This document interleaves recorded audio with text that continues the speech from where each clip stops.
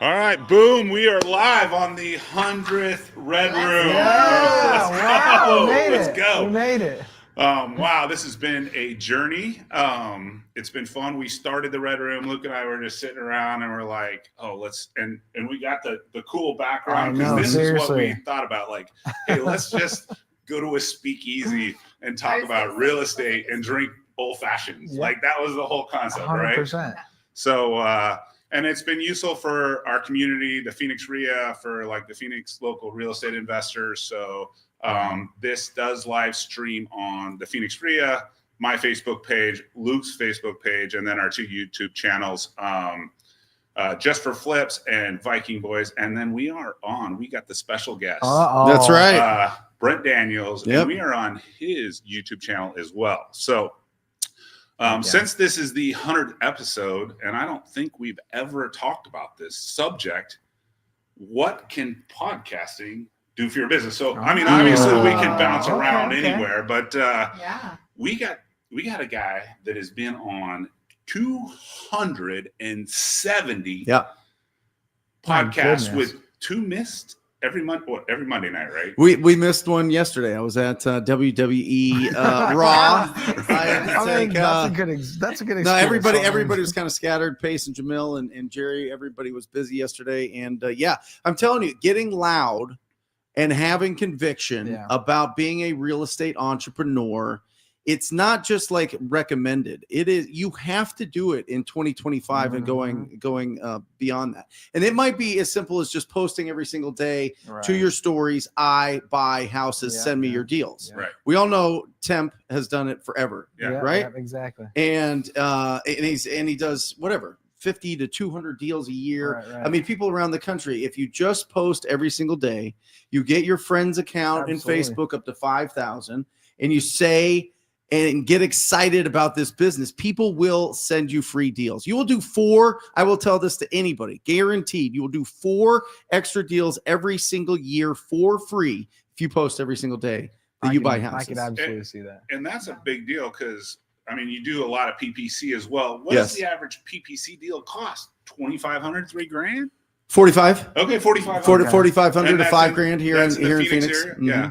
In some other markets might be a little bit less, but in Phoenix, 4,500. So it costs you $4,500 a contract. So that's a free contract, right? Yeah, exactly. That's it. I mean, you just think social media is cheap. It's free. You know, I mean, if you're obviously you can hire companies out to do it if you really want to get professional with it. But I mean, honestly, you can just go on there and just, like you just said, post on your story, just whether you're buying in a certain area or whatever it might be. All we do is we just post our deals. You know what I mean? Like we'll go in there and we'll say, hey, this is a project we're doing. The amount of deals that we get from social media, just simply saying, we have a deal. But you're the master of it. We have a deal in this exact same area. Would you be interested in another one? Sure would. Send it on over. So, I mean, it's like we have gotten rid of a majority of our marketing, and we've literally just gone social media wise, and it's kind of insane. Referrals. It's What's better than referrals? Exactly. No, 100%. We just closed one with this guy actually yesterday on 81st, and he called me literally this morning, first thing this morning, and he said, hey, I just wanted to let you know, thanks so much for everything going so smooth. I have my father-in-law that is looking to sell his house. I just gave him your number. Told him to reach out. Told him it went very smooth. So he's going to be reaching out to you this week. Awesome. Right. That's it. So that's 2 deals and possibly the same. Can I pull this up? Because I think that this is important for everybody to see here. This is Chris Iman over here, guys. If you don't know, an absolute legend here in the Valley, runs a RIA, does trainings. You did one here in March. I'm just pulling this up from your Facebook account. Over the past 25 years, I've done over 12,000 deals. 12,000 deals.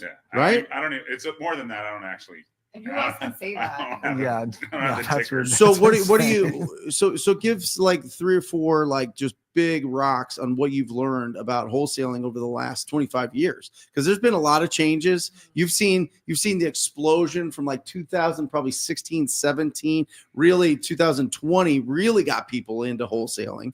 But for a while, wholesaling wasn't even a word we used. It wasn't like mainstream. No one knew what it was. Yeah, no, it was my first deals were at the courthouse, and I was a fix and flipper, and then I was buying at the courthouse I had a list of numbers that I had to dial. Hey, I bought 123 Main Street for $100 grand. Yeah. I'll sell it to you. I'll set up the hard money for you. I'll sell it to you for 103. Before the word wholesale was even around, Mm-hmm. Right.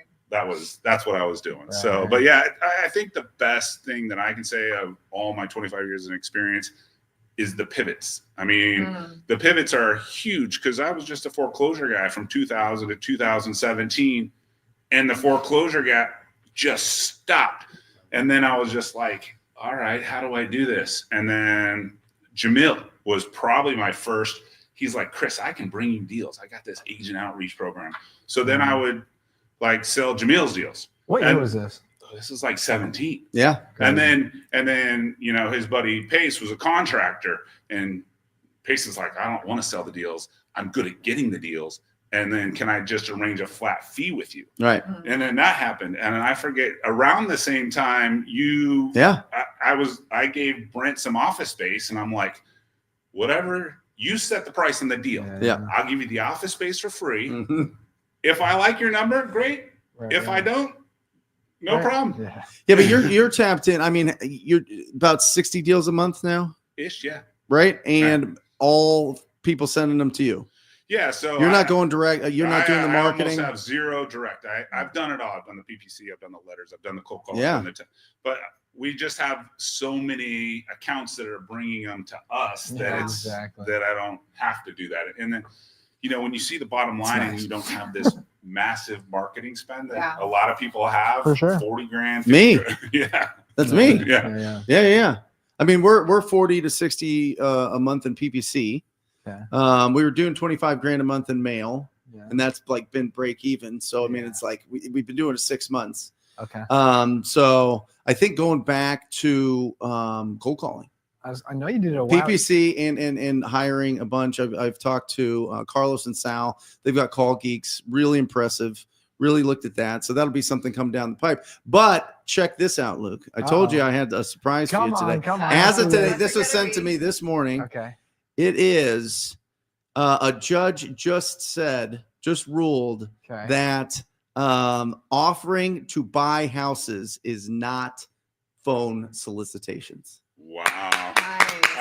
That's big. Are you guys seeing this? About. Guys, this is the National about. Law Review right here. Just came out. You can see this is Friday, June 6th. And it's just this judge. That's so huge. There's judges everywhere. Yeah. But I mean, it sets a some sort of precedent to be able for any defending TCPA attorneys to be able to look at this and say, hey, listen, we're not calling to offer a service. We want to give you money for your house. Exactly. Yeah. Interesting. That's That's amazing. I feel What like do you think, whoever Trish? edits this need to put like a WWE slam in right That's now. it. That's it. No Some joke. Johnson in the scene in the background. Seriously, that's huge. I mean, that's all we did for years. Yeah. Years and years and years and years and years. And I mean, the crazy thing is, if you really think about it, I think about the amount of calls that I made over the course of, I guess, really the last 10 years now. And we were in one lawsuit over a phone call, one over 10 years. And I mean, you think about the amount of calls, that's not too bad. You know what I mean? That's not too bad at all. And when I went to court for it, the guy didn't even show up, so it got dismissed immediately. Well, so in my cold calling, my little mishap in cold calling, if you don't register with the state of Utah and you're calling in Utah, you have to, if you're going to make an outbound call to a homeowner, you at least have to be registered. And I wasn't. So the whatever the government for Utah sent me a bill. I said, oh, really? Yeah, I think it was like 10 grand. It's like, you're not registered, pay $10,000. Yeah. I feel like this speaks to some of the adaptability that you're talking to, and the pivot though too is maybe you see this with a lot of I'm going to point this right at you. A lot of There new you go. wholesalers to where they want to do something and they want the easy fix until they meet that friction point. Mm-hmm. And then it's like, oh, I got sued, or I got this thing from an attorney and it's big and Right. scary, or someone made fun of me on social media, or it hasn't worked for a few months. Now what is the next big thing? Whereas if you do anything consistently, it will work. And then you have good data to work from to say, how much more how can I do this better? Yeah. And right. I think everyone's just looking for the secret sauce. That's just with marketing, everyone's wondering, what's AI going to do? And how do I use this? It's like, well, we're all adapting to it. So For sure. Are you guys pivot. using AI? What are you using it for? Marketing and admin. Awesome. Mm-hmm. Yeah, we use AI. my daughters use AI just to do design. You can literally take a terrible wall. Like I had this 2 mirrors and it was really plain. And I make this pretty. And then they did the shelves and you could make it and she just goes to find the shelves and has little shelves and 2 little plants on it. And so using it for design, just go to Amazon, boom, order 2 shelves, 2 little plants, and now the master looks just like the picture. Yeah. There we go. That's awesome. So real quick, 12,000 deals. How many deals? Oh, I don't know. How many calls? That's what I want to know. How many millions. calls? Millions. Luke's, so guys, I don't know. It's been a while since Luke's been on. Well, obviously not on your show, but on my YouTube channel. Right. And I call Luke the best caller in the country. I truly believe he is. Wow. I think that he can cut right through everybody's force field, and he can get in with his tone and just instantly they're going to hang up on you, or they're going to stay. They're going to start answering some questions and talking to you. Well, so speaking on that, kind of cool, but the last deal that we just got, which was on Thursday of last week. Oh, he's got it. So Thursday of last week we got a deal, and we ended up moving it for $55,000. And what ended up happening was the guy ended up getting calls from other people who were like, hey, I'm interested in making you a higher offer. I saw that your deal got blasted. Well, my seller ended up telling them that what he sold it to me for. And so they said, well, you just left 50, 60 grand on the table. And he called me, my seller called me, and he said, look, I just want to let you know, I've been getting blown up by other people. And I want to let you know, I know I'm leaving about 50, 60 on the table, but I'm happy to do it because I'm really happy that I'm selling it to you. We hallucinate a lot in this business. We hallucinate and go, oh, we can't, these people can't know how much we're making, or they're going to think that we're too greedy, or they're going to be mad at the end of the day. You could disclose to them what you're making on it, and they still stay in the deal. And I didn't do that. I didn't disclose. It ended up coming about, but I mean, it was just, it's disclosed on the settlement statement. Yeah, for sure. But it was a cool feel, to just know that he was still just very happy. And he's like, I gave him all the terms that he wanted, the most favorable you could possibly offer, letting him stay in for, 60 days after close, all this kind of stuff. And, but yeah, it's one of those things where it just feels good knowing that, that they're still happy about the situation and everything. So it was just a cool feel. So, but again, that's all in the delivery. Like you said, I was one of 20 people that came over. He told me that, and so we ended up getting it. So, not everybody knows this story. So, Luke was talk to people's cold callers. That's right. I know. So it was a great story. We're all in the business, and we all work in the business. And Brent and I used to sell a lot of Brent's deals, and now he's off running Wholesale Inc. and doing all the awesome studio. Yeah. Come on. Among other studios. Yeah, and then but it was really like Luke's launch. I'm like. He's like, Luke calls me. He's like, I'm going out on my own. I'm doing my own studio. I'm like, what? Great. I'll take you to a baseball game. Let me sell some deals for you. Right. But it's just kind of full circle. For sure. That's how it goes. Well, how important is reputation? Yeah. Because there's a lot of people out there that are doing some rough business, right? Especially right now. Right. Especially right now. When times get tough, unfortunately, that's when you start seeing the bad people coming out even more, because they're like, desperate. They get desperate. And when you get desperate, they start doing crazy things. And again, as we've seen, we've got 2 or 3 deals together where you got the craziest stuff happening. I mean, like I just said, people going behind your back, going straight up to the seller's doors and saying, I will offer you more. And we just had it happen where we're in a lawsuit now with a guy, because he's an agent, and he's a broker. He's a broker. He went behind our back and went to the seller and literally said, I want to offer you more. They ended up closing it in 5 days. And so now we're in a big lawsuit with him. But I mean, you can't do that, especially as a broker. So, but again, people get desperate. So it's back to that $40,000 or $50,000. People don't want to spend that. They're like, if I can make a profit, and even though this looks a little shady, but I don't have they probably don't have the $40,000 or $50,000 to spend. So they just want to, keep moving up. No, so they just don't care about their name, really. Yeah, exactly. Yeah, but they don't last. Yeah, Chris, I mean, we've all been in a situation where we see people that somehow come up on our radar, and we're like, oh, okay, they're doing some interesting. Wait, what are they doing now? Wait, Right. what are they saying? They're coming after my deal. They're coming after your, like, you know what I mean? And then all of a sudden they're gone. Absolutely. It's 100% what happens. Right. So how do you build a good reputation, Luke? Like, how do you stay in this business long term? You do what you say. You know what I mean? It's all your word. I mean, you don't screw people. I mean, I think one thing that we all see in wholesaling, far too often, unfortunately, and we've talked about this on the Red Room a few times before, is do not take somebody to the wire and then cancel and leave them with all of their stuff in a U-Haul ready to move, and they have their deposit ready to get taken from them in another city, in another state. Yeah. And you just say, sorry, I don't know what to tell you. Here's your $1,000. Go ahead and take it. Like, that's just not ethical. It's not ethical. It's not right to do that.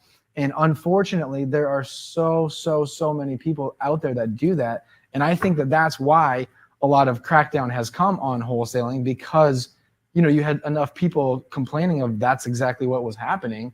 And so, if you just don't do that practice, I mean, again, we run our numbers, our offer might be lower than a lot of other people's. It's going to be lower. Like, I'll just be very honest with you. And I will straight up tell a seller that. I will say, our offer is not going to be as attractive as some of these other offers. I'll be the first person to tell you. But the other thing that I can give you is peace of mind that I am closing on this. Yeah. There's no question about it. And so if you want to chase that extra 5K, that extra 10K, but then you think there's a chance that inside of your 15-day inspection period, they're going to cancel on day 15, that's up to you. But what I can promise you is that I have a 0-day inspection. I have 5K hard immediately to tell you that I am dead serious about buying this, no matter what. Maybe I try to move it and maybe I try to flip it. Either way, it doesn't matter. You're getting your money. You're getting to where you want to be. You're happy with it, and I'm doing good business. And that's how we've ran our business for the past 10 years, and that's why we have nothing to ever worry about. Yeah. And then the whole wholesaling business, that the new legislation was all about that, right? Because everybody was signing a contract. They were trying to beat everybody else, beat your number. Exactly. Yeah. They'd sign the contract, then they'd memo it, right? Yep. And then they'd not be able to close it, so they would just disappear, cancel the contract, but they never got rid of the memo. Exactly. And then they were just like, they wanted a fee to get rid of the memo, right? Mm-hmm. And then you might go sign it up, and you're like, here comes the prelim, there's the memo, and you're like, you don't really have, you got a 14-day, a 20-day close. Yeah. You don't have really the time frame to go legally get rid of it and tell them, hey, get rid of it. So you're just like, all right, I guess I paid the guy the $5,000. Like, unfortunately, because it's what's best for the seller. Yeah, right. Because the seller at that point is ready to, they're ready. They've got so much stress about this house that they made the decision that they're going to sell it, and they want to get it done fast. They don't want a 6-month, year-long lawsuit that's tying up their house, especially if they're like having problems with payments or keeping up with it, or people breaking into the property. It's dirty. Yeah, it's a dirty business when you just slap a memo on, disappear, and have no intention of closing. Yeah, exactly. Now we're dealing with one where I have a memo that you just ran into. Yeah, we have the guy, we're ready to close, we're ready to do the whole thing. The guy needed some money to move, gave him cash up front, got him a U-Haul, and then he goes, no, I'm canceling. And then you get a call from another guy that goes, no, I've got this deal now. Yeah. We're like, unreal.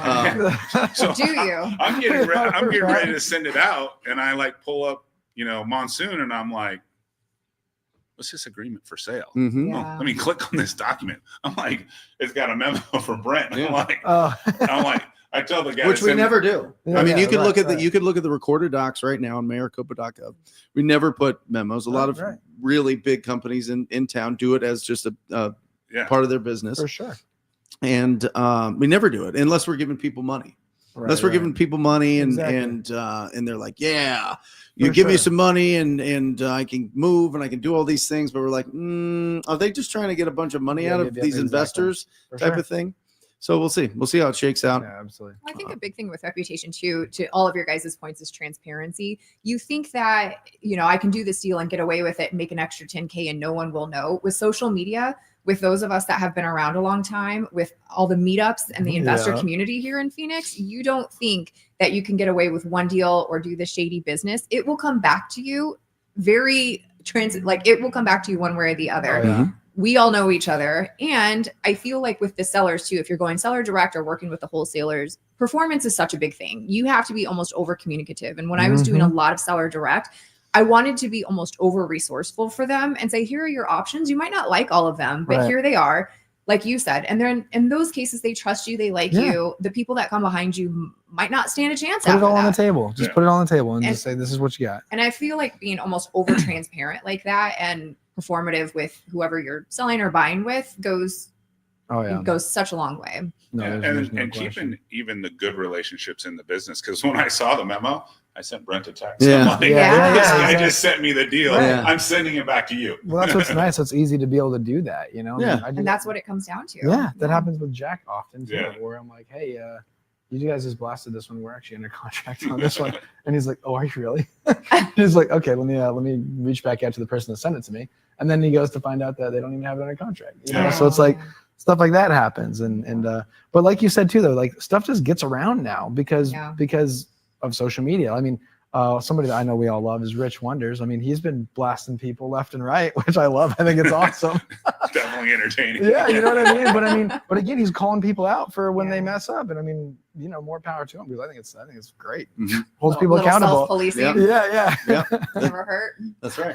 What are the trends right now? What are you seeing? I mean, you're the design master. Are you doing your own flips? You just designing for flips? What are you seeing like cash buyers looking for now when it comes to us wholesalers, and how can we, make sure that we're going after the right properties? Well, I've commented a couple of your posts too. You're like, should I do an accent wall? And we're like, we're not, do hold this and do that. And I'm like, I just want to reach out and DM you and say, please don't do that. Right.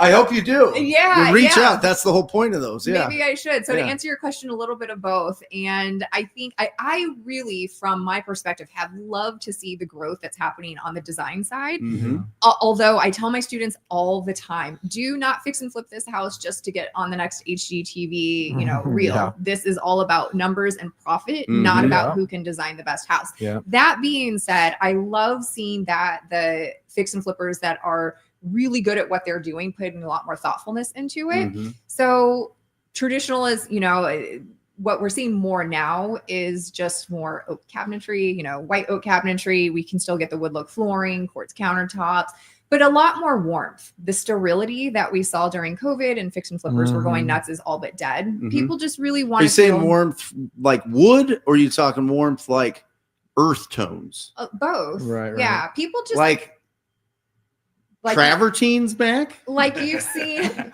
I wouldn't go that maybe far. not travertine, but Saltillo does have its Saltillo's got some pops, especially in Arizona, especially in Spanish. But if you think of it like, people are willing to pay a premium and pay, like we see houses go a lot faster that are done really well and executed well, live staging, good photography, those sort of things. So people just want to feel good about what they're purchasing. It's still an emotional purchase, regardless of 7% interest rates. So if you were a design dummy and you just take a look around at what some of the other fix and flippers or myself are doing, you can borrow from the palette that we're doing. But people just want to feel more warmth. Organic modern is probably something you can Google easily. Right now is the most important time to pay attention to this. When the inventory is low and you just put out a clean product, it sells. Yep. Right. When you have 26,000 units on the market, you got to do something Makes it a better. little harder. You got to be more dialed in on that part of the business. Yes. Well, you guys remember we had like an 8-year stretch probably where it was just all grays. Yes. Do you remember? It was gray walls. It was the gray floors. It was gray cabinets. Like it was gray everything. And then I think that switched to all whites. And then it was all whites. It's never been that for you. And then it's always been that color of your hat. Right. Yeah. I do some crazy stuff. You do some crazy stuff. For sure. The Hobbit house. Yeah. Well, it's interesting because you and I think, are in the same. We've been doing this like 2004, like 99, 98, 99, right? Yeah. So a long time. I love wholesaling. I love assignments. Yeah. Like I think it's the greatest invention that's ever hit real estate. and it's not even real estate investing. It's truly like more marketing and sales and working that. Well, we have the intention, we can close the deals, we can do that type of thing. We can cherry pick the ones that we want. But why, Chris, is it's so much better to wholesale than to flip. Well, what's funny is like I'd say episode, call it 50 to 65. I don't want to talk about it. So like 50 to 65, Luke's on there and he's like, I can't wholesale. I just make too much money. And I'm just like, and I was at a mastermind just yesterday, and this guy, Mark Latour, CG. Yeah, CG. Mark Latour is up there. I don't know if you guys know Mark. He's in KC. And he's on the stage, and he's just like, same thing. Mark had the same thing. I'm leaving too much money on the table. If I rehab, there's a balance, because rehab is just so much cash flow, right? Yeah. And then you wholesale, and I'm listening to this guy up in Northern Arizona going like, I can't wholesale, Chris. I can't. I got so much money. I'm just flipping them. I'm making 80, and I'm like, maybe balance it out. Right. I think I started every episode with, maybe go 50. Temper it a little bit. Yeah, we went heavy. I'm not gonna lie. Yeah, 2021, 2021, we were heavy flipping. There was a time where we were like 40 flips going at a time. I know. That's insane. I lent on most of them. A ton of those. We were doing like 40 at a time. Our hard money at the end of every month was 6 figures, and it was like, dude, cutting that check every month. Ooh, it was not fun. You're like dimming the lights in the background. And at the same time, it was like you just said, it was like when you were doing, 50 to 80K rips on everything because everyone was paying over. It was just like, oh my gosh, this is crazy, Yeah. So how important is it though, if you're going to wholesale and flip, to raise funds for that flip? You have to, right? You still want to go into it, no money. You have to, absolutely. Because I've been the guy that's like, we got $500,000 sitting in an account. Let's just put it towards this deal, right? Yeah. And then all of a sudden that deal takes 30, 60 days longer. Yeah. And you need $100,000 more or whatever for sure in that deal. Absolutely.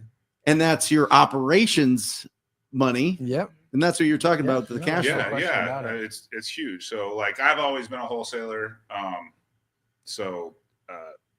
That's just, I didn't love the fix and flip business. It's just like, I think it's maybe I'm just a drug addict, right? It's like, get another deal. Right.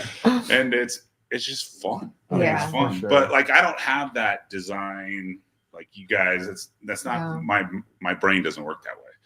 Luckily, I got AI with my daughters right now. There you go. Yeah. That's right. Well, I think, that natural path, though, is like you start in wholesaling. And then, like, once you kind of get to a point where you're like, okay, we got some extra funds to play with. Or it's like, you track enough properties that you did wholesale and you say what they made on the flips. And you're like, that's kind of what happens. And then, then you go from, at least what we did is we went from mainly wholesaling to mainly flipping. And then you're making double, triple than what you would make on a wholesale, given the process is a lot longer. But then obviously you have all the risk. You have all the risk for when the market drops. You have all the risk for everything. So that's when you can get caught when a market turns. So well, to Chris's point too, I think if you can 3x whatever your normal wholesale fee is, and you can say I'm going to be in and out of this within 5 months, maybe now instead of 3 months a couple years ago. And especially if you can stick to cosmetic at first and dip your toes in the water, it's like if you guys do 10 wholesales for one flip or 5 wholesales for one flip, and you're adding and you're like, I didn't have to do 5 more wholesales in the time that I could do this one flip, but it doesn't take your gas off your main business, which is wholesaling. I do think that wholesalers should flip, but I'm a little biased. So me too. Yeah. I think there's a balance, right? Yeah. So for me, like I strictly wholesale, and we all know that. Well, I think that building a house is only a couple more calls. Like it's real. Like if you're doing a full remodel, you got to do the in-ground plumbing, the concrete, and the framing. After that, it's pretty much the roof, the insulation, the drywall. It's kind of all the same thing. But the paycheck after a new build versus a paycheck after a fix and flip is completely different. Oh, I'm sure. It's completely different. The way bigger. On a new build? So just I got a project going on. Somebody, I say they were sleeping, but it was Friday Thanksgiving. A lot came up in 85254. Think I spent just over $1 million for it. Yep. I will do a 5,000 square foot house at $200 a foot. So call it $1 million and $1 million. Yep. I partner with a guy. So we each put $1 million cash. So there is no leverage. So there's no stress because there's no ticker on it. For sure. There's just $1 million you have laying around. Yeah. No How stress. rich are No you, stress, Chris? though. How rich is your dad? He's very rich, isn't he? This guy's out of control. It's nice to have friends that say, "Oh, it's only a couple million." No stress, you guys. See how he no just slides stress. in it? Yeah, Just personal no money. big deal. It was just sitting in my It's like buying a $5 Wells latte. Fargo There's no account. hard money on it, so But No big deal. with a couple, like you had to call the survey guy. Yeah. You did the design. Yeah. You got to do the footers, the in-ground pummeling, the concrete, the framing. But once you're framed, you're pretty much doing the roof. You're doing the stucco, doing the windows, all the same stuff. Right. Mm-hmm.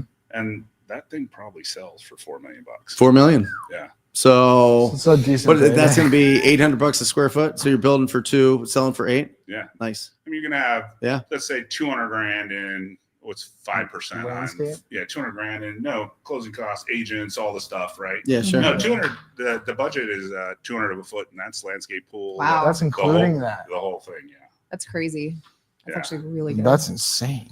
He knows for everybody. for that luxury. Jeez, He knows that's everybody. crazy. Maybe people just need work right now, though. Yeah. You getting some True, good, yeah. good You're people working definitely for you. getting some better numbers than you were. Yeah, for there's sure. no Nice. question about it. Not You know what was everybody- amazing? We were at it's the big restaurant. It's got all the bags. It's covered up right off of 7th Street in Missouri. Culinary. Culinary Dropout. Yeah. And I swear your phone went off 50 times in like 90 minutes when we were there. And you Jack's were just taking that bop, over bop, bop, now. bop, bop, bop, bop, right? And Yeah. Jack, your son, is now taking over a Yeah. lot of that heavy lifting, a lot of that action. But in the prime, Chris Iman prime, Oh yeah. how many text messages were you getting and returning a day? Because I think this is important for people to I understand. wouldn't even. So I would always make it, because I wouldn't know that number, but I would make a joke. Let's just say on this red room, Mm-hmm. I would, if I was back in the day and I'd say I'm going to put my phone off and we're going to do this podcast, Yeah. I would probably guess I would walk out of this meeting with 70 to 80 text messages. Oh my Right. gosh. Inbound. Wow. Now, in your phone, if we checked your phone right now, would it show that you have unanswered text messages I'm at 65. right now? Unanswered? That's insane. But Is that just but for do the you last, like, do you hour? answer everything or do you let that pile up? No, I answer. I Always. always answer my text. Anybody that Yeah, knows you me, do. You're a crazy quick at texting. I think this is your superpower, and you really Yeah. taught me a lesson because I was so used to making calls, Yeah. and texts were a whole different thing. And I was like, Yeah. well, whatever. Yeah. I'll get to that when I get to it. Yeah. But I saw how fast you were with it, and you didn't even think. You were just unconscious, and you were just doing it. You were even comping. You're like, yeah, I'll give you this much on this, right? Like you were just You can see rolling it up. happening. But so many reps, and so Yeah. the reason I say this is if somebody's starting out and they've never done a deal, and you just go on, like, again, to Facebook, friend request as many agents as Yeah. you can, as many Yeah. people in real estate investing, anybody, go to the I love frozen yogurt in Phoenix Yeah. group, right? And friend request everybody, post every single day. When you get a DM, respond quickly to Right. that Yeah, DM. exactly. If you put your phone number out there and somebody's DMing you or texting you, even if you think they're an agent, even if they work for the title company, whatever, you never know Right. what door that's going to open. You have to respond to your question. texts and DMs. Well, it's And people let it just pile up. And you're like, you can't do that if you're an entrepreneur. Yeah, yeah. I'm sorry. The whole you're bigger than that and you to work on the business, not in the Absolutely business not. is Yeah, yeah, bullshit. Yeah. Well, I don't know. Dina tells a story. She's sitting in the audience, but I never turned down a coffee meeting. Right. Really? I Yeah, never sure. turned down Okay. a coffee meeting. Wow. I never said no. I'm like, hey, I'm going to be in Tempe. I got a meeting here. And another big thing. You got to get closer to your mic. Pull the mic closer. Oh, sorry. Just pull it up. I gotcha. Yeah. See, he's There a you go. podcast expert. Well, Luke's texting me in the back. Yeah. I had to So- check my Not text. I me. was like, oh, he's got 65. I wonder how many I have. 3. So Boys. one of the big things that I kind of learned way before podcasting is I would do lunch and learns especially Yeah. post financial crisis. Mhm. Is I was teaching a foreclosure class, and I was like, realty executives, homes, anybody that would let me teach about foreclosures. I probably did 1,000 lunch and learns Wow. on for Fidelity Title. I think I was on a week west side, east side, everywhere. Right. But that was just. But you were grabbing buyers. Yeah, 100%. I was Right? grabbing buyers. Yeah. And I actually built a little program to where if you lost the short sale, we charge you 3% to go purchase it. Like, you know, how many people like had their offer in, they'd already done their inspection, they had their appraisal, and something went wrong with the negotiations and the house went to, so I was literally just, I'll buy it for 200. I'll sell it to you for 206. They already had the appraisal. If they had everything set up at title, I'd literally just throw it back in there. Mm-hmm. That's awesome. I think that always speaks to, it's going to take more work and more reps and a little bit more time and effort than a lot of people give credit to. But we don't want to always blast that, especially on social media, because then people wouldn't want to do the work as much.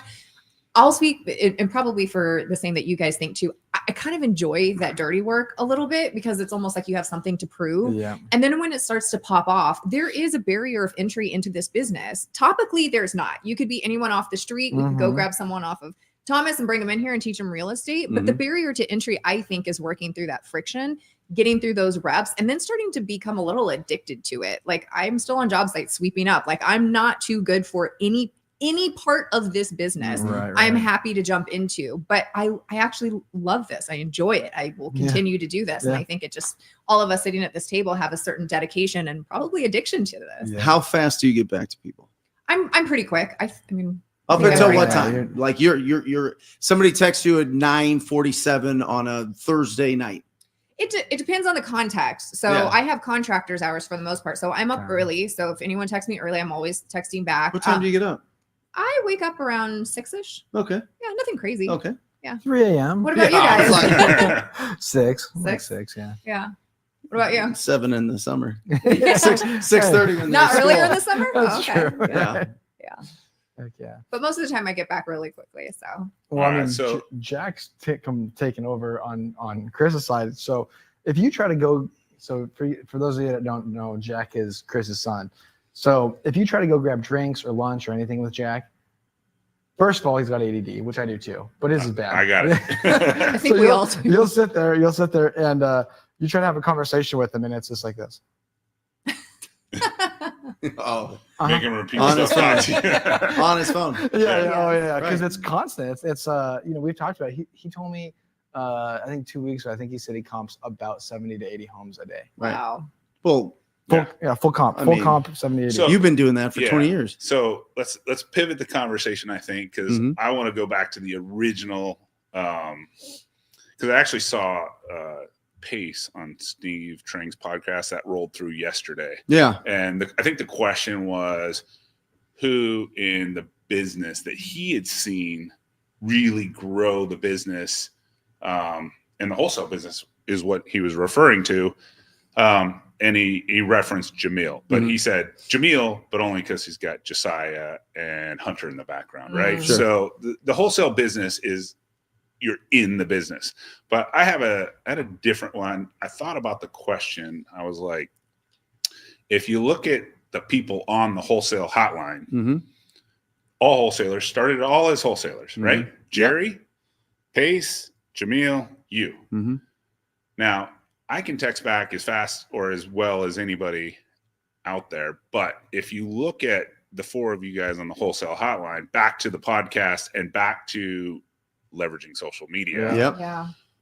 that is really the answer to getting big in this business. It's not actually the wholesale business. I mean, the wholesale business can only get you so big. Yeah. Even Keegley, which was a wholesaler, but then they franchised, right? Which helps. And then Joe the home buyer, right? You mentioned that they're franchising, but that gets them in multiple states. I work with a guy that is moving to different markets.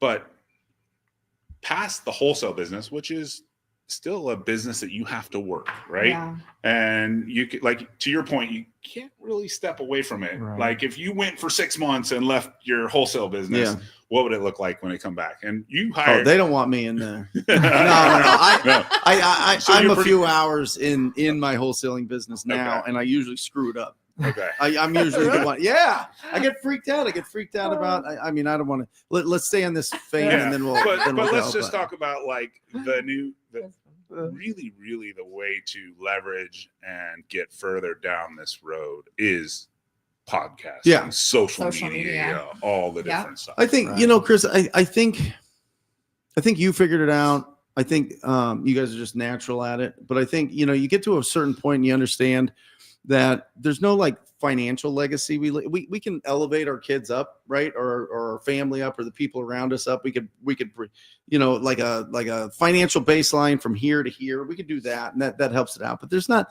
the legacy thing, like that's gone after a couple generations. I truly think that there's part of us that we're just natural teachers. And you have to, like, the natural teacher part comes out after you get to a point where you can pass off a lot of the day-to-day activities in your business. And once you get to the point where you can teach, but you've earned the right to teach. Right. There's the problem, because a lot of people want to start out and do the teaching part, which is great. They're regurgitating what they're learning from people that have been in the business for a long time, which is fine. But then they don't do any business. Right. Yeah. Exactly. And so they have to go back to like, they get real, it's like start and stop when with the amount of content that they put out, because they have to go back to work. For sure. Right. For sure. But if you have that, like, the only legacy we really leave is what we teach the next generation and how that affects. We'll never know who watches this, does a deal, their kids see it, their kids do deals 100 years from now or whatever. Who knows? We'll all be cyborgs. Nobody knows. But that's really the to do it for a long time and really have the conviction to do it. You have to be a teacher. And if you're not a teacher, just do content to get deals. Just do content to get deals. Send me your deals. There's plenty of people that do that too. So there's two ways about it. You can go and teach and do that type of thing and build a tremendous amount of referrals, because a lot of people know, like, and trust you. And they're like, hey, Chris wants to buy my deals. For sure. Luke wants to buy my deals. Tracy wants, right? You go out there and you just tell them, I'm a flipper. I'm a wholesaler. I don't want to do social media. I don't want to be on podcasts and do all that type of stuff. I just want to be loud and tell everybody I buy houses. For sure. That's it. But either way, you have to get loud. Yeah. Either way. And if you're okay not teaching and you're in that hustle season, just be loud about wanting to buy houses. It's awesome. Well, and what I'm hearing you say repetitively without saying the word is authority. Yeah. You're setting yourself up as a figure in the ecosphere of whatever your niche is. And for all of us, that's real estate investing, wholesaling, teaching, fix and flip, whatever. But regardless, being loud about it, like you're saying, already sets you up as an authority. Hopefully you do know what you're doing and you're continuing in the business and just showcasing, hey, this is what I'm doing on a day-to-day basis. And then by virtue of just showing up, you're developing a connection with people. Like, I am the opposite. When people say, hey, can I get a one-on-one coffee meetup with you? That is like the antithesis of what I want to do with my time, but I love connecting with people. So in a way that I know how to do it best, that I feel like I'm most authentic, that's pouring in through social media and through teaching. But I waited 9 years fixing and flipping before I even started flip school. And I still felt like, am I qualified to do this? And since then, it's been 3 years now. This is our best year yet. It continues to grow. But, I like how you mentioned having a teacher's heart. But if you were, for anyone listening that is thinking like, I can't do social media because I'm not good at it, it's not you being good at social media. It's you being consistent and showing up, being authentic, and then showing that you're putting in the work and continuing to grow. If someone next to you is doing the same thing and never putting it on social media, who do you think they're going to refer to when they're like, hey, I need to sell this house? The guy that's been talking about it for the last 5 years and only missed an episode for a WWE match, or understandable. It was awesome. Or the guy that never says with those anything. guns, you could try out. Like, I felt like I could do it. You see it in real life, you're like, What would your character be though? I don't know, something crazy. A rhinoceros. There we go. Can you read that and answer that? This is I from am Teresa. noticing some legitimacy concerns when I don't put down EMD. What if I put at least $150 down as I wait for the buyer to put the full EMD down when I reassign? Thoughts? Can I ask? Hard money loan for EMD. My honest opinion on that, Teresa, is that $150 is not realistic. You got to keep money because you're buying a house. You know what I mean? So you start talking about putting down $150 to a seller, that doesn't mean anything to them. What if she's in a small market? I still think even in a small market, I think 150 is too small. Okay. That's my honest opinion. You guys can tell me yours, but we use the $5,000 just as like to set us aside from everybody else. It's $5,000. Like, and if it's a big property, it's $10,000. Like if it's over 500 grand, but we want to set our offer different from everybody You want to else's. look serious. Yeah. Yeah. So Jalabi 99 said preferably 100 or 500 to 1,000. I mean, that's better. They said, for as sure. soon as I sign the contract with the seller, I take it to title and drop $100 at least earnest money deposit. Shouldn't have to wait for your cash buyer. Got to show the seller that you're serious. The other thing is, Teresa, it depends on what the sellers are asking for, right? Yeah. I mean, if they don't know what earnest money is, or they don't know to ask for it, or whatever else, they should probably have an agent represent them so that they have some guidance there. But if they don't, people get away with $10, $50, $100. I think that I 100% agree with you guys. I think it should be at least 1,000. And what I would say, Teresa, is if you don't just have $1,000 laying around for different deals, it could be 5 deals a month. You could have $5,000 tied up in that. Find a money partner. Find somebody that, and that's just the first little nibble of a relationship that you can have with raising funds is $1,000 or $500 or $5,000 or 10 to put as earnest money. But if you bring good deals, if you find good deals, you will not have any problem finding money. But Brent, where do you find the people to give you that $1,000? Where would you find them at? Friends, family, anybody, social media, meetup groups. And how would they know that you're interested in maybe trying to find that money? Right. Gotta get loud. Right. You gotta get loud, baby. Right? Absolutely. Right? But if you're in a small market, I think that works. But if you're in a competitive market like Phoenix, like if you think you're the only person going to the door, right? Yeah, it's just. I mean, maybe we're a Guru Central, but you're not the only person going to that door. I think you gotta set yourself aside. Yeah. Major markets for sure. You're not putting $150 down in San Diego. Or Seattle or So I mean, just for example, when I go on my appointments, I'll be very honest. I always ask the seller to provide me with any other contracts they've been given. There you go. And then when they show them to me, I just destroy them. So let's play this. Yeah. So let's play this. So I put a purchase agreement. It's $150,000. I'm putting $1,000 earnest. I have a 10-day inspection period, and I want to work with Fidelity Title. Yeah. So the things that how are you going to beat that? Things I'm going to say is it's unstoppable, right? Or is it? Or is it? So then I would take a look at it and I would say, I'm just gonna be very honest with you. This person's putting down $1,000 earnest. We put down $5,000 non-refundable. Theirs is you up the earnest. Up it, yeah. Yep. So I'm gonna say, in your opinion, who seems more serious about it? Somebody putting down $1,000 that's saying a 10-day inspection period. So then what I'll say is this person is most likely going to take this contract, try to sell it to some buyer like myself, and if they can't find a buyer for this contract, then they're going to cancel. They're going to get their $1,000 back, and you're sitting there stuck in the mud like where you were before. So I'm going to say mine would say $5,000 non-refundable. I would have a 0-day inspection period, which means that me walking the house right now, it's done. That's my inspection period. I'm already approving of the property. I'm already saying I'm good to go. So I am, in my eyes, and this is what I'll tell them, I'm a serious buyer. This person is not a serious buyer. This is a person who's trying to wholesale it. They're trying to make some quick money. They're going to sell the product. They're going to hand this contract off to me with pictures that they took today. And if I'm not interested and they don't find somebody who is interested like myself, they're done. And then you're coming back to me in the first place. How often do they give you the contracts? Pretty often. Pretty often. So is that cute baby face? No, this only happened yesterday. I think so. Now I have to see what's going to happen with the beard gone. Is the mustache new? No. But it was always just the beard too. Gotcha. So, yeah. You took off 10 years. I know. You look amazing. I have 6 things that you mentioned that are points of negotiation when you're sitting down with the property owner. Number 1, price.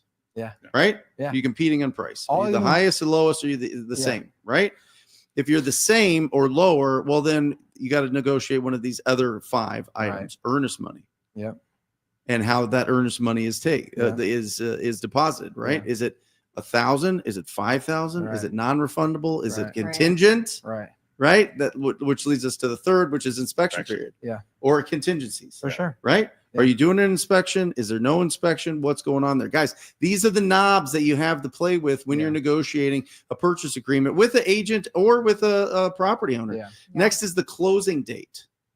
Well, I can close this tomorrow. Exactly. Yeah. I can close it in 3 days. We lost a deal to Doug because Doug was able to close a deal they locked it up Friday. It closed Monday. Wow. Jeez.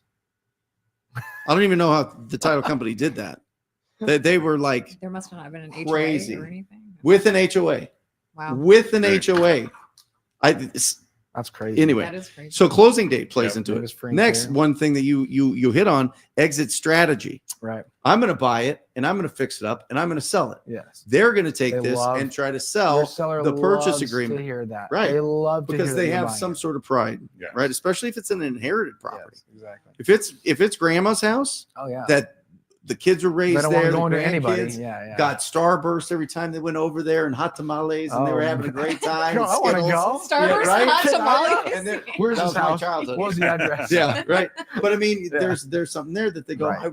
I really like what you do, and you're like, look at all these For these sure. properties that I flipped. Look at all the money For I sure. put into them, For sure. the pride I put into Not them. just a piece of meat. Exactly. Right. Right. It's not going to be just some For sure. Yeah. lazy that you remodel. as the buyer take pride in it. And then the last one I think is proof of funds. Mm. Right? Did they show you that they could That actually doesn't buy it? happen super often. I'll be It doesn't. very honest. That's why I put it 6. Very rarely. I did. Very rarely do people ask for proof of funds. But I think it's all in how you carry yourself. Mhm. You know what I mean? Like if you carry yourself very confident that you know what you're talking about, they just trust that you have the Right. money. You know what I mean? Like they're not going to. I think if you were like shaking and you were like stuttering a lot and you didn't, you know what I mean, and you kind of came across like you were, not real professional, then yeah, maybe they're going to ask you about that, But I think that when you carry yourself like you've been doing this for a long time, that's not even a concern. Well, especially the questions that or the points that you're making. If you're explaining to the person, oh, is the next guy is his whole or is his EMD refundable? Is it this Right. much? Is it that much? Like, how does this work? The Right. sellers aren't even going to know to ask that. So if you're I taking know. the time to be Coach them and transparent and give them, I think you said earlier, give them that peace of mind. Yeah. Why do I need to find a proof of funds? This guy Luke seems to know what he's talking about. He's For given me sure. this information. These other people didn't. So Yep. I just want that peace Yep. of mind. Exactly. I think that no. helps with your conversion rate a ton. Absolutely. And another thing, back to the price point of that, is that I think that a lot of times, when I go on an appointment and they come, I'll say like, what are your offers coming in at? What do you have numbers at already? Mhm. And let's just say for the sake of this conversation, let's say, well, first things first, you need to know where you're at. You need to know before you even go on that appointment, you should have a pretty good general idea of where you need to come in. You know what I mean? Within 30 to 50 grand for Mhm. sure. Like, and if the house is completely trashed, then you're, at the bottom of it. If it's completely renovated and whatever, then you're at the top of it. But you should have a really good idea. So when I go into an appointment, I'll have a really good idea of where I need to be. Like I'll be like, okay, this is probably my bottom number and this is probably my top number. So when I ask them what the other offers have come in at, and they end up telling me these high numbers, right? Like let's say it's on the higher side of the scale. I'll straight up just tell them like, hey, like that number is not realistic. Yeah. Like, because I'll know for myself if it makes Yeah. sense or not. And I'm like, that number is not realistic. Unless this person is going to buy this to live in it, that number does not make sense. Yeah. And I'm telling you, they're giving you this number to lock you up. And then they're going to probably try to hit you with a price reduction because that number doesn't make sense. Yeah. You're buying it for X. You got to put this much into Right, it. yeah. You got to pay this much in commissions. Exactly. There's no way. And then they if can you're do like, it. well, how do you figure? You just say, well, you need a new roof, you need new windows, you need a new AC unit. You have a full renovation. Your pool needs to be completely redone. You add those things up. This is not a deal. If it can't be an investor because that number doesn't make sense, And so I'll straight up tell them that. I'll say that's why I'm right here. But what I'll tell you is my number is not going to move. That's my number, and that's what my number is. And so they're going to hit you at this 470, and then they're going to say, hey, it's actually 450, and then 2 days before closing, still couldn't move it. We're at Right. 430, so they put you in a tough spot. And so, that's another thing that we hit on. And that's what makes your guys' show so compelling. Like seeing your calls on social media, Yeah. And seeing your guys' podcast too. It's just really compelling when you're having that ground. What would you call it in wrestling? Where it's just like a little bit Ground and pound. ground. Yeah. Maybe we come up with a nicer vocabulary when we're talking about seller direct. But essentially doing that, like, Right. when you're conversing You're the one that with your brought it seller. up. rapport building. I'm so ground and glad we're pound. live right now. This is amazing. But when you're discussing it with people like that, Right. it's just really compelling to hear people's objections, and they're Yeah. just so stuck in their head about this, Right. and you being transparent. And like the more confident you are, I just think it's like, this is it. I can assure you at this, but Right. that's where it is. One, I can't tell you how often that when you have that conversation and they still just say, hey, no, I'm moving forward to this conversation. And you just say, listen, you have my phone number. Mhm. Yeah. Give me a call when they cancel. We've got more And I'll say, second. I pray that they do not cancel on you, because that is a fantastic offer. And I want you to get the most for your house, because I want you to be in a good situation. That's it. But if for some reason they don't move forward, which they won't, then give me a call. Give me a call. Let me ask you this.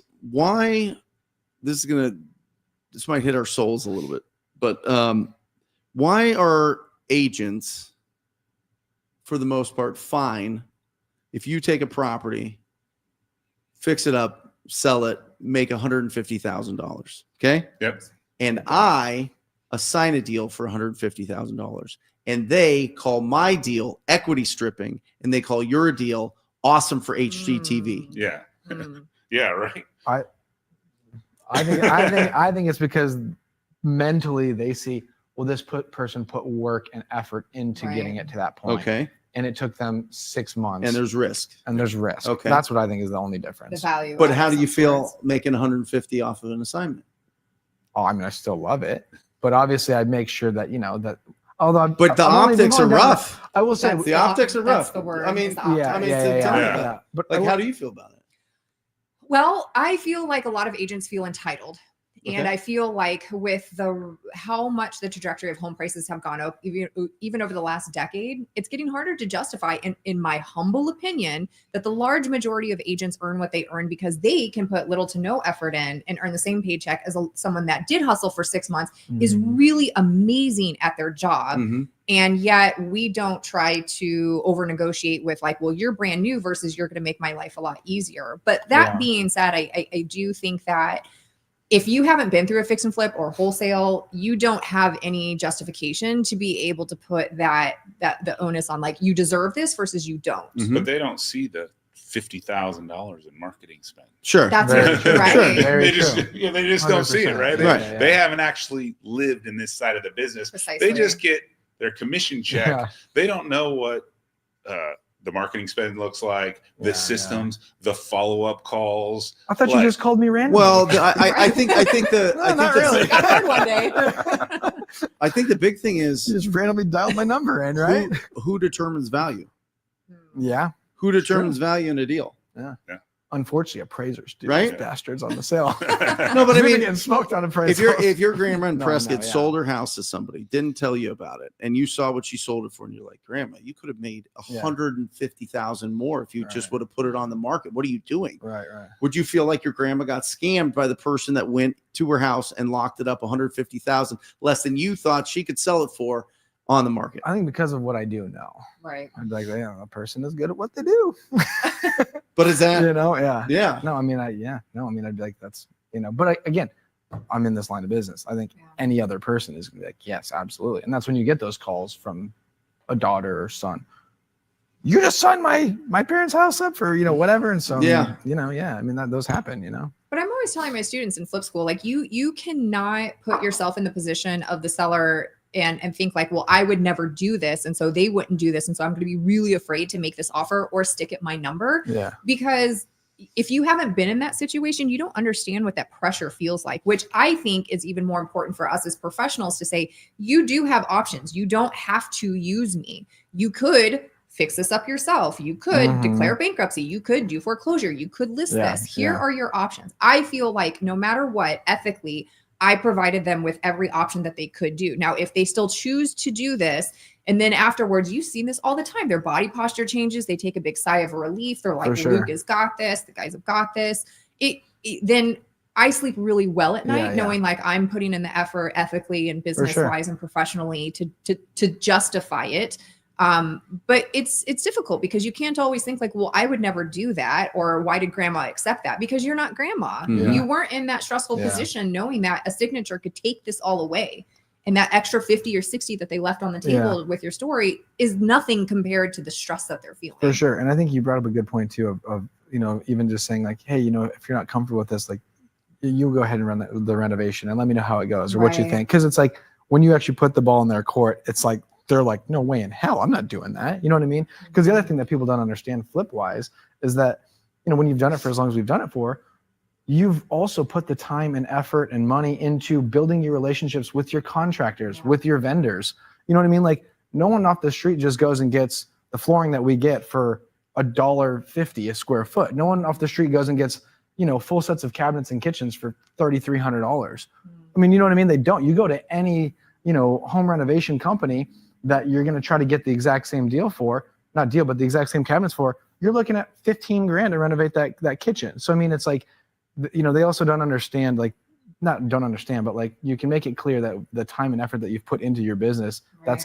that's what allows you to be able to make the money that you make. You know? I got that question yesterday. It was like, hey, do you ever put a budget on your wholesale deals? And I'm like, no, because that first guy flipping that house, his budget's not even going to be close to what mine would. Not even close. Yeah. Not even in. For sure. Because, I mean, I might be able to do, let's just say basic $20 a square foot, paint, carpet, replace the kitchen and the bathrooms. Yeah. You know, nothing. When you say the budget, put the budget, you're saying when you market a deal, you say this house needs $60K work. Yeah, That's what you mean. Yeah. Okay. Yeah. Just because, like, I think I'm not moving a wall. I'm not moving electric, plumbing. I can do the kitchen, bathrooms, paint, carpet, $20 a square foot. Yeah. Someone new to the business, they go to a contractor with a That's what I'm GC saying. and all Yeah. that. Paying like double. Yeah, they could be at price. 40 to 50 in a minute. Yeah. Very So- quickly. Exactly. I mean, contractors. Easy. Yeah. Yeah. It could- No, it's true. It's Yeah. true. So Gonna we add 40, I got a 50K. small story about COVID. Like we bought a house in the Bahamas during COVID, and our little place is right here. But there's a nice little place called Baker's Bay right here. Mhm. Drew Brees has a house there. Warren Sapp, Tom Brady. That's awesome. So like when after the hurricane came through, it was like, hey, can we get some repairs done? Electrical bid. There's a 3,000 square foot house, Mhm. Oh man.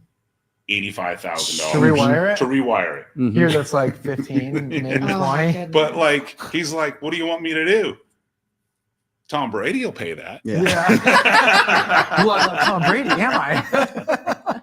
Luke, do you remember that time the guy you locked up a deal? This is years ago, so I'm Yeah. gonna dig deep Okay. into that recesses of your Yeah, mind. The dude that literally was like, "Hey, pay me what I bought it for in the night." Will you tell that story? Yeah, I Will you remember tell that story? Yeah, yeah. Do you remember the guy's name? I don't remember his name, but I remember that deal. Yeah, Um, you signed it up right on his it truck. was or like whatever. a 0.4 acre lot, Central Phoenix. Yep, Cute house, needed everything. it was a rental. Older gentleman. I went there and talked with him for an hour and a half, walked through the property, but like, you know, had good conversation with him just about life. You know what I mean? Yeah. What a lot of people don't do. Right. What his plans were moving forward and everything. And yeah, I think he bought the house for like, you know, $130 or something like that. And he owned it free and clear. But at the end, so, you know, at the end on, you know, of the appointment, we went outside and so I was like, yeah, well, you know, let me kind of talk to my partner. We'll kind of get back with a number for you. And I remember thinking like, okay, you know, it's going to be a good deal. And then he goes, you know, Luke, I really enjoyed my time with you. And he's like, I do well. I don't, this house is just one of my houses. It's not a big deal for me. And he said, I'll tell you what, I'll sign your contract right now if you just give me what I paid for the Oh house. my God. And I He was bought like, the house. Did you look for the candid camera? yeah. And I was like, The next question is, when did you buy the house? yeah. And Do you he know was what like, this guy said? it was like, I think it was like 1970 or Yeah. 80. 1996. Okay, 96. Okay, yeah. 96. And this Was is, it a 96. rental? yeah, Yeah, it was So a he rental made all farm. this cash this flow. Yeah. is 2015-ish. Yeah, probably 15. And the guy's like, you 16. pay me what I paid for in 1996 and it's yours. Yeah, And it was like 135,000. yeah. Yeah. Yeah. And we sold it to him for 175,000. That's what Yeah, wholesale yeah. trains are 180,000. made out of. Right? Yeah, yeah, yeah. Yeah, and that, I mean, it was like one of those moments where I remember literally leaving and calling Brent and being like, yeah. No, Luke always messes around. Luke always messes around. This is Luke. I think I got a good deal. Oh, man. I'm not sure. I Can make a you tiny can you bit run on can it. you run the numbers for me? I was like, yeah. I'm in front of my computer. He's like, 2146 Flower or whatever. I was like, east or west? East. Okay. Jeez. It wasn't that, but, and you're like, yeah, guess what I got it for? And I was like, look, I don't know. Why you messing with me? 220? Yeah. 220 to 135. And I was like, yeah, but I'm telling you, you don't, the interesting thing is if you go in, and I think you do a really great job at this on appointments. My acquisition team does a really good job. What is your goal? Right. That's the question that we have to find out from the seller, from the property owner. What is your goal? Yep. If their goal is to get full retail value, fantastic. Here's a great agent. Go talk to them. Do your thing. Go bananas. Yep. Get a budget to fix up a little bit here and there, and do your thing. Is your goal? Oh, I want this property gone now. I don't want to spend any more money. Yep. And I need it. I need all the money out of this in a week. Right. Yeah. That's speed and convenience. Yeah. Or if they want speed and convenience, they have to work on our price. Or is it, hey, I don't know where to get started with all my stuff in here, but I need it all in this city within a month. Yeah. I don't know what to do though. I'm not able to move this stuff. I don't have anybody that can help me. Okay, well, we can handle that too. Because I mean, it's it's like you said, there's different triggers for every person. Yeah. And for us, what we do is, I'll know the trigger on the phone before I even go to the house. Because exactly like you said, if it's price, I'm not going to be your guy. And I'll straight up tell them that on the phone. I'm saying, hey, if price is the most important thing for you, which it is for 95% of people, but if that's the most important thing for you, I'm not your guy. I'm an investor. I don't buy houses to buy them. Like I have to buy a house to make money on it. Yeah. So, if that's not a good, fit for you, then there's probably really no reason for us to keep talking. And usually that's, like I said, that's how 95% of the calls. Do you go through the whole house first, or do you sit down and There's no point. I don't want to waste my time. Right. If they're like, because the thing is, a lot of times when you call, PPC, PPL leads, what they do is they just come in and they, this is my 10th call. If you don't got 675, no point in me talking to you. And you're like, okay, this guy, I'm not going anywhere with this guy. You know what I mean? Like it's like the house is worth house is worth 600. You know what I mean? Yeah. And it's like, well, you're not going to sell your house, are you? Because it's like, so I mean, that's that conversation. But I mean, it's the ones where where you either get the number out of them and it's not some absurd number, or they say that price is not their main factor. No, but what I'm saying is when you go on appointments, how are you building such deep rapport with these people that they spend 90 minutes with you, as opposed to, people coming over and they're like, I got to get this guy out of my house as quick as possible. He's just give me a bid. You know what I mean? Like it's all contract based on that phone call before. You know what I mean? You have that phone call, and I think the question that nobody ever asks on that phone call, which is why nobody ends up having these long conversations and building rapport with them, is, what has you interested in selling? Why are you selling? Rather than just coming in and saying, what price do you want and how fast you're trying to close? Like, what is your, you obviously not saying pain point, but ultimately that's what it is. Yeah. Why are you trying to sell the property? What's your goal? Exactly. We literally ask them that. What's your goal with this property? Let me ask you guys this. Do you feel like the younger people that are getting into wholesaling are just about the numbers? 100%. And so they're having to use things like memos because they don't develop rapport. And so inevitably, when other people that come along and educate them a little bit more, maybe give them a better price, can easily convert them, versus they just have a quota. They want to post their new rented Lambo on Instagram. Do you feel like the nature of that has changed a little bit? I personally think that the hardest thing is that the young people right now that come in, they want to just get the deal. It doesn't it's like just get the deal under contract.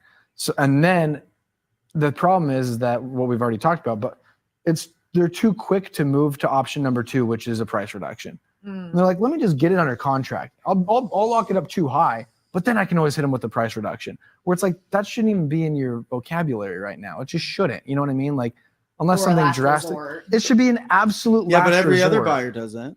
So Brent's coach, right? When you go to buy a house in this market right now, you don't think that during the inspection the buyers are coming at you to lower the price? There's no question about it. So Brent's outcoached all of us. So how many people the sales process and the sales coaching, I feel like, and I've done some coaching and I can criticize myself. I'm not good at that process. Sure. Right. Sure. So a lot of times I'll actually bring somebody else in. I'll bring one of my acquisition guys in. Sure. I'll bring in someone like that. Right. But I feel like, and even my personality doesn't lend itself to that. And then, obviously you go to a mastermind and they can take the DISC test. Mm-hmm. Yeah. And then it'll Do you guys know what you are? I don't know what I am, but I know that, what is it? The driver? The I and the C or whatever. Yeah. DIC. Yeah. DISC. But like, you can pretty much pick if you're going to have that sales skill, right? Mm-hmm. So, but I just think that's in the time I've spent, like you obviously have it. I don't, right? So that's why I've never done the acquisitions. Yeah. That's why when I first got into the business, I went foreclosure, because it's a real simple thing. Right. You look at the house, it's a number, it goes to auction. I don't have to go to the door. Yeah, but I would argue that you're a lot better at sales than you think, because you're very fast at response. Well, Like, that is a huge part of the skill in it. And you're selling to you're already selling to, you're better at, you do acquisition. You've done acquisitions for years, just not direct to the property owner. right. You've done it from other wholesalers. Right. So because you've got a reputation, and because you're 7 foot 8 foot tall, everybody's like, I know this guy, right? I mean, let's be honest. And so they know who you are. They know that you sell a lot of deals. You have a presence in the industry, and so you're just playing quarterback with all the cash buyers. Yeah. You know what I mean? So but not the being direct in the living room. In the living It's a room. different You're just sales. not gonna connect with like emotional buyers. You could connect with emotional buyers. You're a numbers guy, Yeah, so you're exactly. gonna connect with the sellers who Yeah. are numbers people, which are wholesalers. Yeah. So you are a salesperson, For just sure. Just a different. the right Yeah. niche, right? Yeah. The kids who learn this business from some guy standing in front of a rented Lambo on TikTok are a large part of the problem. They can be. I mean, it's been a lot less. I mean, the stats that batch leads did, they spent a ton of money. It was anywhere between I think 70 and 90,000 wholesalers in the United States in 2021. Wow. Now there's 12 to 15. 12 to Really? 15. Yeah. There was So- 70 to 90. Yes. And it's gone down 12 by to 15. Yes. Yeah. Everybody Six went. multiple. Everybody's doing Gone. solar. Yeah. Yeah. Door knocking is big right now. Right. Back to Chris's point though about the whole conversation starter with social media though, if people had watched you over the last 6 months or 12 months or 2 years, whether they're a coaching student or a seller or whatever it is, your conversion rate is going to go through the roof. I mean, arguably, and correct me if I'm wrong on this, a good, decent conversion rate is probably 30-40%.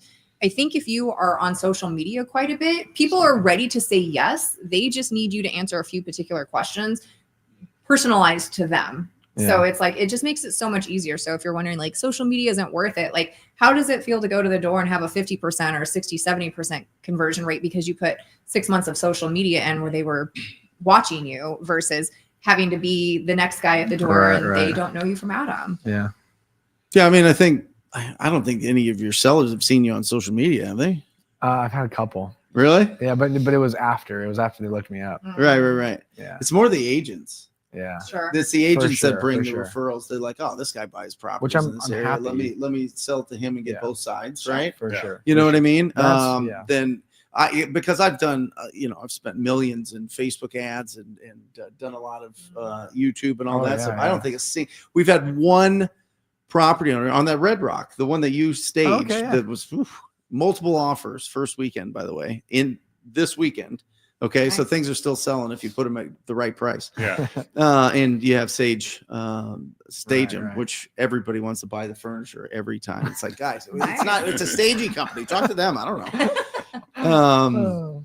But it's I've had one person that go, oh, this Instagram influencer is Yeah. buying the house. Oh, What is how going fun on is here? that? But your social media is In for- thousands of deals. is for Yeah, coach yeah. or for students. It's not necessarily towards sellers. Right. Yeah. Mhm. Oh yeah, For sure. yeah. That's I what I don't. mean, like- I don't think.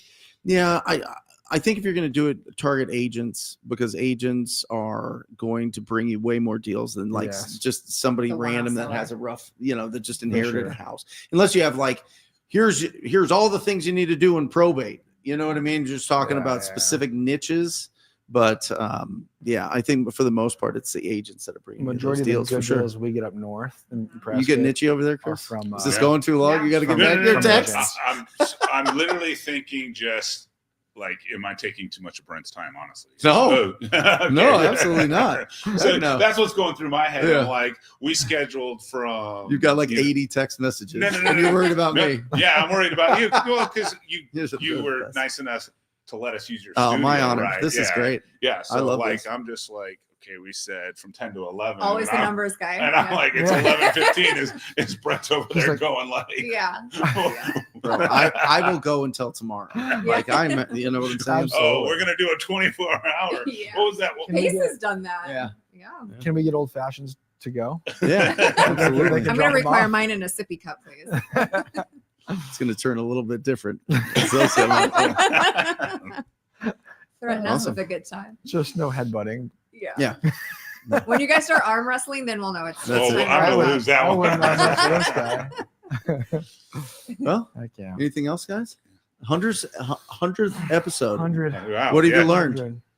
No, you know what's my favorite part about podcasting is you bring on the different guys, and even Yeah. like we brought on the roofing guy, and he's like, he's like, Ryan. Ryan, Yeah. you see the tile roof, and he's like, if you can see a gap, it hasn't been done since 2002. I remember Right. that to this day. He's like, 2002 is when they made you put The so bird guard or whatever. yeah, the bird guard. So if it's older than that, like you're going to a 96 house that has a tile roof, that roof's 30 years old. Yeah, Right. Yeah. Tips. So Yeah, it's just for like the dumb little stuff that I learned from, the podcasts and, Well, it's fun. It's fun Yeah. because you It bring is. in people that are professional in their little niche of whatever that is. And again, for the most part, it's all real estate related. But it just shows you how many niches there are. I mean, Yeah. think about even the four of us. All four of us have completely different niches. Completely different. You know what I mean? I mean, it's like you've got master wholesaler, you've got coaching, you've got design, Airbnb. I mean, like we all have four different things completely. So Yeah. it's cool, It's cool to be able to. We're like Voltron. So let me ask you this. Jackass, I tried borrowing $160,000 from a private investor to get a hard money loan. He proposed a 10% preferred return with a 50-50 profit split after I personally guarantee the loan. Is that fair? Mm. If it's one of your first deals, maybe. yeah. I mean, if he's putting up 100% of the money, I mean, it's kind of right there. But when you have your own cash, I started with just a home equity loan. I literally just started with a home equity loan. I got laid off twice in the tech downturn, and I'm like, I got my real estate license, and I got a listing in the first week, and I sold it and made $9,000. I was like, and then I drove a buyer around for 5 weeks just to have her call me because I went out of town, and she's like, "Oh, I drive by this property." I called the guy off the agent. He let me go. I was like, I am never being a buyer's agent. Right.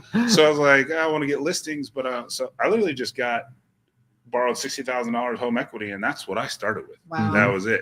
And I was borrowing money at 18%. Right. Mhm. Yeah. So Yeah. and then Yeah. Personally, I think if this is one of your first flips you've ever done, I think that's actually pretty fair. yeah, Because I mean, the thing is that you have to keep in mind, Jack, is you got to start somewhere. And if it's either losing this deal, I mean, if it truly is a good deal, which obviously I'm assuming that investor's already, looked at the deal, and hopefully they have. And if they have looked at it and they think it's a good deal, then I'd say move forward with it. Because again, if you're starting from zero right now and trying to at least push forward, maybe that's your only option for now. But 50% of Well, Yeah, I 50% also of 50 I'm grand or curious, something is pretty Jack, good. if the purchase price is $160,000, if you could just get a smaller amount for the down payment and repairs, even if you are doing the repairs, and just get a regular hard money loan from Yeah. a hard money lender in Yeah. town. So I don't, unless it's like you're borrowing $160,000 for the down payment and the repairs, that's a different story. Yeah, you're gonna have to go with that. But you can get money way cheaper from a hard money lender if you're putting 20%, 30% down, 20%, really. Well, Yeah. and think of the fact too, if we're all making the assumption that this is their first flip. If you're connecting with a private money lender that's actually willing to give you this amount on your first flip, it's not about getting the best deal. It's No. a cost of doing business to build a relationship. And as you keep performing and putting up your numbers and they get that nice juicy return, Oh, yeah. then maybe there's a little bit of negotiation that can happen Right. there. I can't call up my hard money lender and say, "Hey, I've been paying 12%. Can I pay 10 now?" Mhm. Oh, hell no, I Right. can't. But with your private money lender, you might have a little bit of negotiation, but you have to earn that respect by Right. performing. So think of it as you're going to be in and out in what, 3, 4, 5, 6 months at the very most. It's cost of doing business. You're building a relationship. It could get better from here. And if he has the sort of money, his friends do too. And you'll probably have an easier time raising private money after this. Yeah. What price range do you like right now in 2025? I've always kind of stayed in entry level and move up price point. I know it's boring, but I just find it is entry level. So people are all over the country, right? Is entry level median sale price, or is it 20% lower than median sale price? What would you say? Think of median sales price and then first time home buyer price. Right. So for like here in Arizona, median sales price is what, like 450, 460 at this point. So I would say that and under. If you can find something in the 300 to 400 range too, those move pretty quickly. Got it. What about luxury? I stick to what I know. I'm not against it, but I stay in my $5 million. Yeah. That's what you're doing. You're in that. I'm not in luxury. Is what I'm saying. Right. Yeah. I stick to entry level for the most part. Make sure you document everything. Do the spreadsheet. Do the befores. Do the afters. Because once you get to that third or fourth deal, then you go, because all these cheap hard money lenders, which are out there, the national ones, they want to see your last 3 deals, right? And if you've documented it well, you can probably go get like a 10-1. What does that mean? What's 10-1 mean? 10% interest with 1 point, right? So but like obviously it's way cheaper if you're going to make 30 grand, you're going to pay an extra point for the 160, you know, so $1,600, but you're going to get to keep everything else. Exactly. So, it's also great to, I've raised private money on just off of social media. Yeah. People just DM me because they see that what I do and they have money to lend. So you never know. For sure. Even this guy, like you said, like you guys have said, he never puts his own money in the deal. I mean, how many do I got financed for you right now? 3, 4? We're doing 4. Yeah. We're doing 4 together. Well, you got a lot of things going on. You're developing. You're in Sedona. You're doing multifamily. You've got Watts. You've got Airbnbs. You've got regular rentals. You got 17 kids. Right. You got a whole backyard that's a total hazard. I don't know what you're doing with those kids in that backyard. I don't know either. My kids would be dead by now, without a doubt. We've only had 1 spill so far. Oh my gosh! He's building a $500,000 pool in his backyard. Wow. Okay. Negative edge, looking over the lake. Heck yeah. It's like this deep hole in the ground. He's got like toddlers toddling around. I'm seeing him on social media. I'm like, they're gonna fall in that hole. It's gonna happen. Yeah. No. Your kids must have great balance. My kids would be. No. So head injury. We've got all we did the doors where like the bifolds, but I custom did them to where like the handle is very high up. Yeah. So it's at like 5 feet, so they can't get out there. That's good. So there you go. But we're close. We're probably a week out from the pool being able to be filled, and then we're another 3 to 4 months till the other structure's done. So nice. I can't wait for the first party. Oh, I know. It's gonna be fun. Is it crazy building that expensive of a pool and you used to also be a pool boy? Yes, that's where he worked at the. That's where at my the resort. sales. You know that? Yeah. I was a cabana boy. He was a cabana boy. Okay. That's where my sales started at the Hyatt Gainey. At the Hyatt. Okay. Yeah. Hyatt Gainey. Yeah. You're what, slinging drinks? bartender for 5 years there. Yeah. Slinging drinks, bringing towels. Yeah. Yeah. I was a lifeguard in the summer and a valet in the winter at the Hyatt Gainey. No way. No way. Yeah, this would have been 90 and 91. Okay, mine was 2008. A little bit of difference. Yeah. Mine was 2008, but yeah, just pina coladas left and right. Yeah. You can swing I used to lifeguard at the. Yes. So they have a slide there, right? I used to lifeguard the slide, and I just sit back as people get a little buzzed up. They start swimming down. You grab them by the ankle. Oh I man, can totally see you doing that. That's a fun job. Yeah, good time for sure. So it feels good. Yeah, absolutely. Yeah, we're excited. All right. 100 depth too. That was pretty good. Yeah. Yeah. Wow. We got 11:30. Yeah. Nice. Hour 25. Heck Oh Awesome. my gosh. We've Yeah. really been. Oh yeah. Yeah, we've been It's chatting been about real fun. estate for an hour and a half. I Yeah. love it. What do you Yes. got going on? What do you got going on? What do you got going on? Let the people know. I'm just wholesaling houses. That's it. Oh, I built a fund. I mentioned that. That was a fun experience. Yeah. So I just built a fund. It'll be open in like nice. 7 to 14 days. Yeah. Good time. Love to find out more about What's that. going on with the RIA? We take off the summer. Summer, right. So actually, if you have any interest, I just, I've done the 3-day seminars, and I was like, I was literally on Friday, and this is difference between some people and me. I was like, I was texting Dina, and I was like, we don't really have anything going on. We got Tracy's flip school next week, and I was like, I feel like she's doing lunch and learn for the Phoenix RIA next week, and I was like, I just like the momentum. I like the Phoenix RIA, and I was like, I was on Friday, and I was like, I think I'm just gonna do a summer wholesale. My 12 classes. I think I'm just gonna throw them out there on Facebook Live every Monday at 10 o'clock. Nice. So I started. I did a mindset video yesterday and just put it out there, and I'm going to do that all summer long. Just give me something to do on Monday. Exactly. I like that. That's awesome. Not too much. We're gonna be up north a lot for summer with the kids. Took on some new projects up there. How can people follow you on Instagram? What is it? Luke_RO_. It is definitely worth the follow, guys. Get your phones out right now and check that out. Some of the projects are incredible. Well, the projects, but what about some of the entertaining? Well, videos? Of course, yeah. We do some fun stuff. Yeah, but yeah. So just probably that for the summer. Kind of interesting. I may have had somebody who reached out about potentially purchasing my Airbnb portfolio. Nice. So gonna look into it a little bit. It would be very hard for me to do because that's like my babies. Like those are the past 7 years have been literally until he sees the paycheck.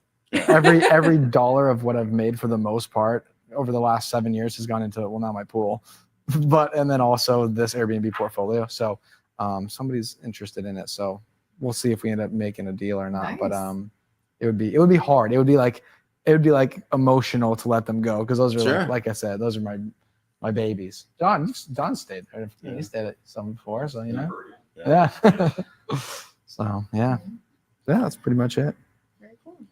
Tell them about Flip School. Let's go. Yeah, so we're doing, and thank you, by the way. It's been such an honor to become a part of this. Kristen had invited me on. I don't remember exactly which episode, but to be a part of this, and now we're at 100 is just probably like 80ish, right? 80ish, I think. Yeah, because we've been connected for so long, and so this was just truly an honor of mine to be here and celebrate with you guys and be a part of it. So we're doing a lunch and learn next week for the resilient rehabber. If you're interested in anything that has to do with how do I do rehabbing through whatever the market's doing. And I love construction in part because no matter what the market is doing, it's applicable, right? So we'll be talking about different strategies that you can apply to still make money. Other than that, I've had my long-term rentals, I have a midterm rental, Airbnb, I have Flip School, I do design, and I'm also a licensed general contractor. So a few things here and there. I didn't know you were GC. I told you that. That's amazing. All right, so you're the guest. So tell us what you got going on. Yeah. Well, that sounds awesome, by the way. Are you going to live stream that?